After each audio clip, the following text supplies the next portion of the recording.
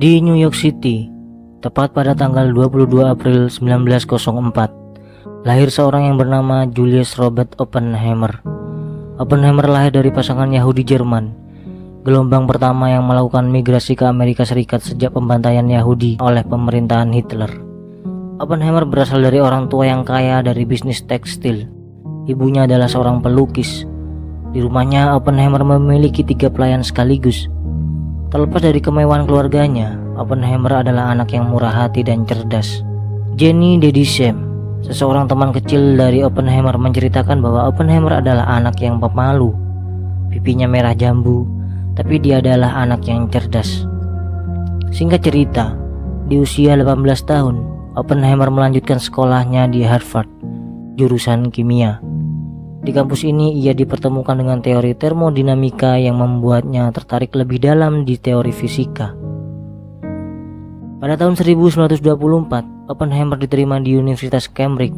Di sana Oppenheimer semakin larut ke dalam ilmu fisika. Teman-teman dari Oppenheimer menyebutkan bahwa ia adalah seorang yang merusak dirinya sendiri, dikarenakan dia lebih banyak merokok dan menghabiskan waktunya untuk berpikir keras tentang ilmu fisika.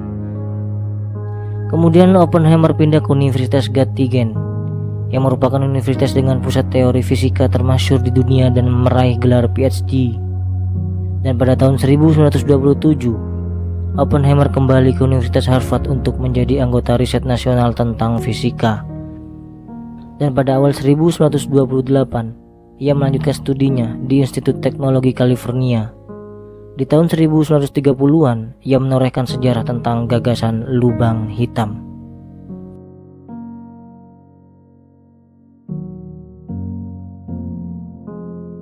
Sehingga sampailah kita kepada Perang Dunia II.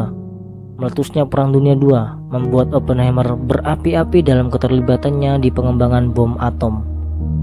Dia menghabiskan waktunya di laboratorium radiasi di Amerika Serikat. Hingga akhirnya pada Juni 1942, seorang jenderal dari Amerika Serikat menunjuk Oppenheimer sebagai direktur laboratorium Los Alamos, yang menjadi pusat dari proyek pembuatan bom atom. Proyek inilah yang sampai saat ini dikenal sebagai proyek Manhattan. Dalam pengembangan proyek nuklir ini, Amerika harus menggelontorkan anggaran sebesar $1 miliar per tahun. Anggaran ini melebihi batas awal mula yang dianggarkan. Dilihat dari sisi pekerja, banyak ilmuwan fisika dan pekerja kasar yang direkrut oleh Oppenheimer, sebanyak kurang lebih 3.000 orang. Oppenheimer bertanggung jawab penuh atas pekerjaan teoritis dan teknikal dalam proyek ini. Jeremy Bernstein, ilmuwan yang bekerja untuk Oppenheimer, menyebutkan bahwa Oppenheimer merupakan seorang yang jenius dan membuat bom atom menjadi nyata di dunia. Jeremy juga menyebutkan bahwa jika Oppenheimer tidak ditunjuk sebagai direktur proyek bom ini, maka baik atau buruk hasil dari Perang Dunia II bisa berakhir tanpa bom atom atau nuklir.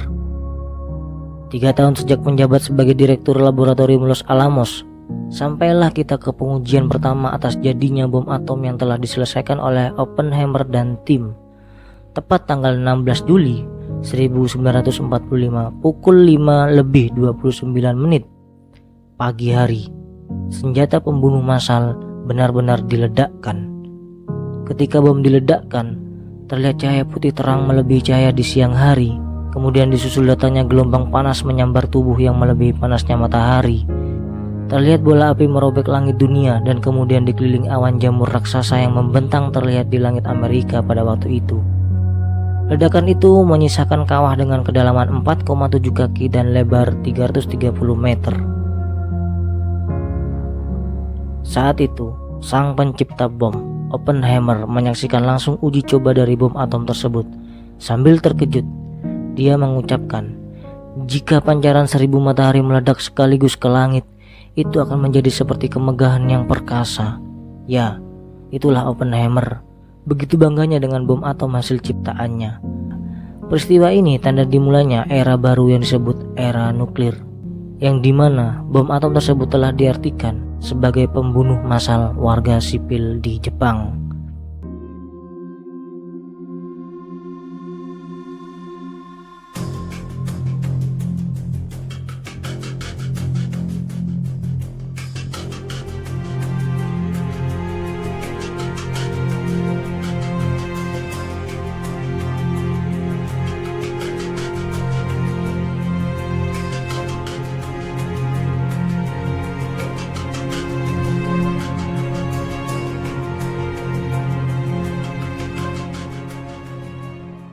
Oppenheimer dan tim beserta pemerintah Amerika dan jajarannya menganggap hal ini adalah sebuah keberhasilan bangsa.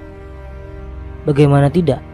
Tepat tanggal 6 Agustus 1945, bom atom yang diberi nama Little Boy berhasil diluncurkan tepat di kota Hiroshima, Jepang.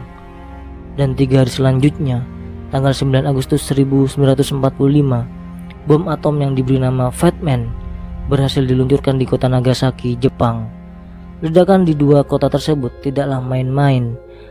Sejarawan James A. Hijia mengungkapkan bahwa Oppenheimer percaya adalah tugas para ilmuwan untuk membuat bom atom, tetapi tugas negarawan untuk memutuskan apakah atau bagaimana itu digunakan. Jika kita mengutip pernyataan tersebut, seakan-akan Oppenheimer lepas tangan atas bom atom ciptaannya yang telah membunuh ratusan ribu warga sipil di kota Hiroshima dan Nagasaki, Jepang. Akan tetapi, hati tidak bisa bohong.